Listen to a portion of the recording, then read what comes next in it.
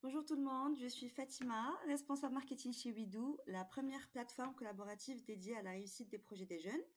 Donc aujourd'hui, on retrouve Faisal qui a créé un nouveau concept qui s'appelle Lalabox et qui va nous parler de sa vie en tant que porteur de projet. Salut Faisal, ça va? C'est Fatima, super et toi? Oui, très bien, merci.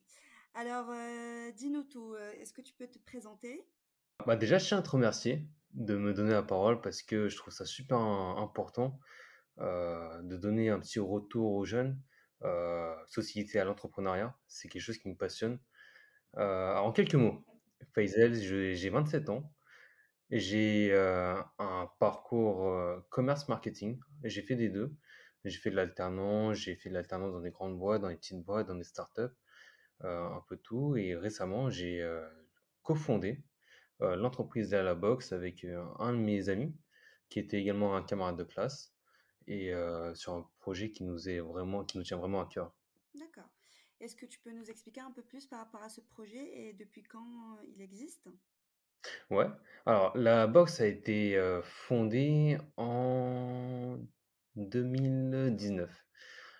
La boxe concrètement c'est quoi? La boxe, on commercialise des box par abonnement d'épicerie fine pour un marché de niche ici qui est celui du domaine du halal.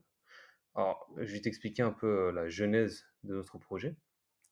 On a l'idée de l'entrepreneuriat, elle m'est pas venue pour rien. Je faisais mon Erasmus en Irlande et je voulais vraiment ici découvrir un nouveau système de management, une nouvelle façon de penser. Et j'ai toujours entendu que le système anglo-saxon était différent du système français et je voulais découvrir ça par moi-même. Donc j'ai fait mon Erasmus là-bas et c'était super captivant. En faisant mon Erasmus, on me sollicitait énormément sur l'entrepreneuriat. Mon patron me parlait toujours de l'entrepreneuriat. Il me disait, mais c'est Faisal, c'est pas parce que c'est en train de faire un stage, c'est pas parce que tu es employé que tu ne peux pas monter ta propre boîte. Et tous les jours, justement, on parlait de l'entrepreneuriat, on se partageait ici des influenceurs, on se partageait des livres, on se motivait chacun. Euh, c'est pas parce que je suis un simple employé que je ne peux pas motiver mon patron, ou inversement, c'est pas parce que mon patron il est au-dessus de moi qu'il n'est pas là justement pour juste donner des ordres, mais il est également là pour inspirer. Et donc, en revenant de mon stage Erasmus, j'étais vraiment, on va dire, formaté par ce nouvel état d'esprit en disant, bah tiens, on peut créer, on peut réussir, on peut faire des choses soi-même. Et donc, c'était vraiment la genèse en fait de l'entrepreneuriat. Ensuite, je me suis dit, mais tiens, sur quoi est-ce que je pourrais me lancer? Et j'avais plein d'idées. Et en allant au magasin, j'avais toujours un petit, comment dire, j'avais toujours un petit manque. C'était vraiment dans l'offre des produits halal. Je considérais que les produits halal, ils étaient pas assez qualitatifs, c'était assez compliqué de pouvoir ici partager des produits qualitatifs, de pouvoir y avoir accès. Et donc, j'en ai parlé avec mon ami et ensemble, on s'est dit, bah tiens, comment faciliter ici l'accès aux produits halal pour tous et comment justement valoriser en leur accordant en leur facilitant justement les produits qui sont, comme j'ai dit, qualitatifs, mais également qui font valoir le Made in France. Et on a réfléchi, on a vu des annonces passer, on a regardé des publicités, on a regardé ce qui se faisait.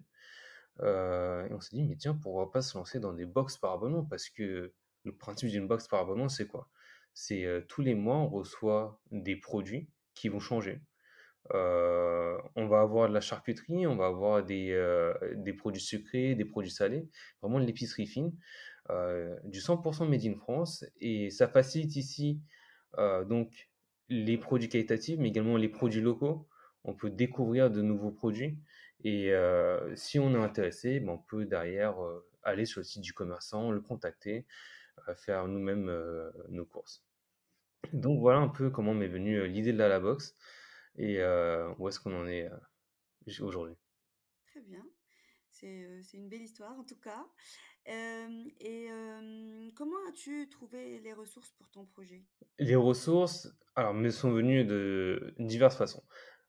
J'ai fait un master au Conservatoire national des arts et métiers et là-bas, on avait pas mal d'enseignants. on avait notamment un enseignant qui travaillait à la chambre du commerce et de l'industrie. Et l'une des premières choses qu'on s'est dit: «Bah, tiens, on est en train de monter notre boîte et qui de mieux pour nous aider qu'un de nos enseignants?» parce que, notre enseignant nous connaît, sait comment est-ce qu'on travaille. Il est d'autant plus, il est au CCI, donc il sera plus à même de pouvoir nous aider. Ce qu'on a fait, c'est qu'on lui a envoyé un petit message sur LinkedIn. On a dit: «Bah, regardez, on crée notre boîte, est-ce que vous pouvez venir nous aider?» Et tout de suite après, il nous a dit: «Pas de souci», on s'est pris rendez-vous là-bas et c'était captivant parce que, il nous a fait on lui a présenté notre projet, il nous a fait rencontrer tout son réseau. On a eu accès à de nombreux salons, de nombreuses conférences et petit à petit, on a commencé à créer notre communauté. On a commencé à créer, ce petit réseau-ci avec de nombreux entrepreneurs qui nous ont chacun donné leurs conseils, nous ont donné des petits tips, savoir, bah, tiens, comment faire pour se lancer sur un marché et cetera. Donc c'était, on va dire qu'on a un réseau, on a peut-être un point de contact, mais vraiment ne pas hésiter à solliciter ce point de contact-ci, qui derrière nous permettra de pouvoir agrandir notre réseau, faire encore plus de connaissances et de fil en aiguille, on a eu un réseau qui était assez impressionnant ici. D'accord. Et pour le côté financement, si je peux me permettre, est-ce que c'était facile d'avoir du financement pour pouvoir lancer votre projet? Alors, le système des box par abonnement est assez intéressant parce que c'est sur une trésorerie qui est roulante. C'est-à-dire qu'on n'a pas forcément besoin d'une grosse base de financement au début, en tout cas. Disons que c'est avec l'argent que l'on reçoit que l'on va se permettre de faire des achats derrière et puis envoyer les box. La plus grosse partie provenant du finance nous coûtant du budget, ça sera vraiment pour la communication.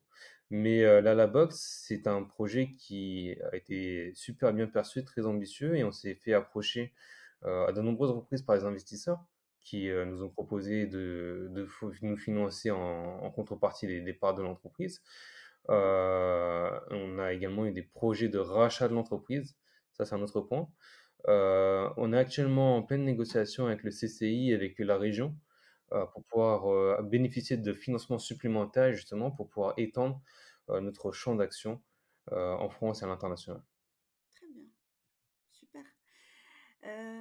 Et donc, quel est ton ressenti? Ça te fait quoi d'avoir lancé un tel projet? C'est, un projet, si j'en viens au début, c'est extrêmement stressant au début. Au début, on a peur. Au début, on a peur. Je te parlais tout à l'heure du fait que je rencontre du monde dans des conférences et cetera et au début, on se dit: «Mais tiens, c'est un notre projet, c'est un peu notre bébé», tu vois? Et tu pas envie de dévoiler. Donc les gens me disaient: «Mais tiens, c'est quoi ton projet? Et sur quoi est-ce que tu travailles?» Et nous, on se disait juste: «Oui, nous, on travaille dans le domaine de l'épicerie». Donc c'était très, très vague et on avait vraiment peur au début. On s'est dit: «Mais ça se trouve, les gens vont nous voler notre idée». Et mais en fait, c'est tout le contraire parce que, quand tu parles de ton projet, plus tu parles de ton projet et plus les gens vont te donner des conseils. Ils vont se dire: «Bah, tiens, moi, je me suis lancé dans cette industrie, j'ai fait face à telle et telle difficulté» et et par rapport à ça, ils vont pouvoir t'aiguiller en disant: «Mais tiens, fais attention à ça».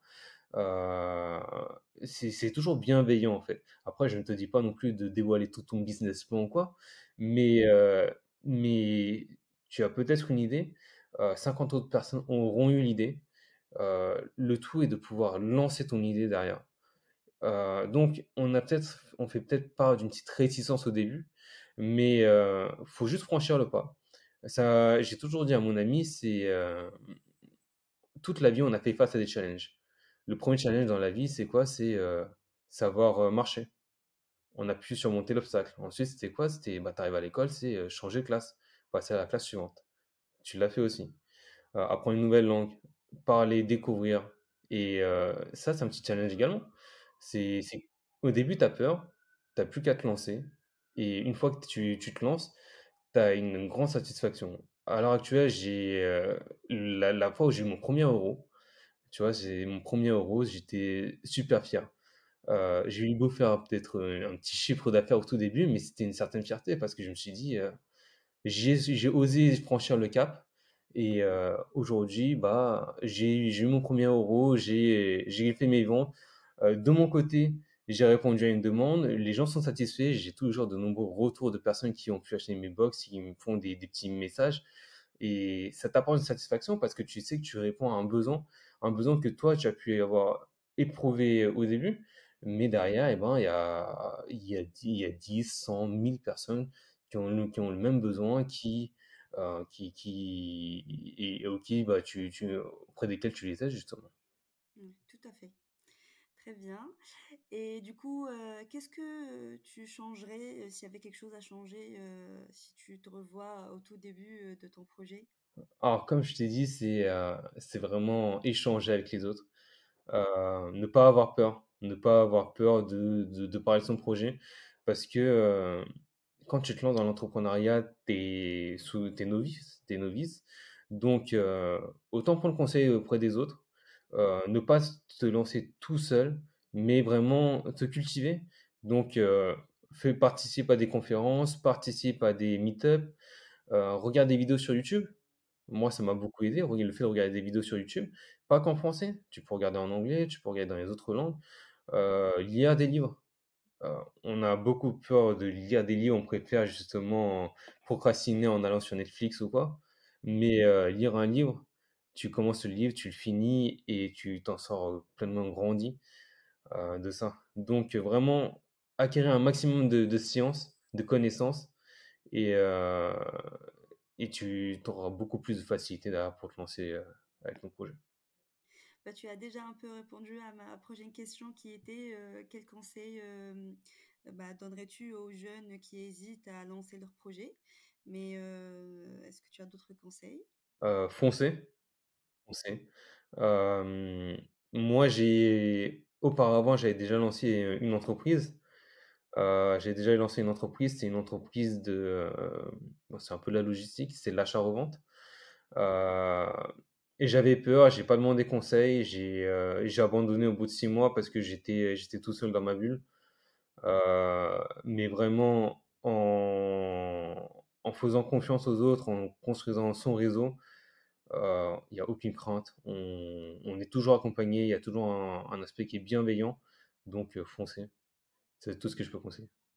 Très bien. Bah, voilà, c'est fini pour moi. En tout cas, merci beaucoup d'avoir partagé, ton histoire, ton projet.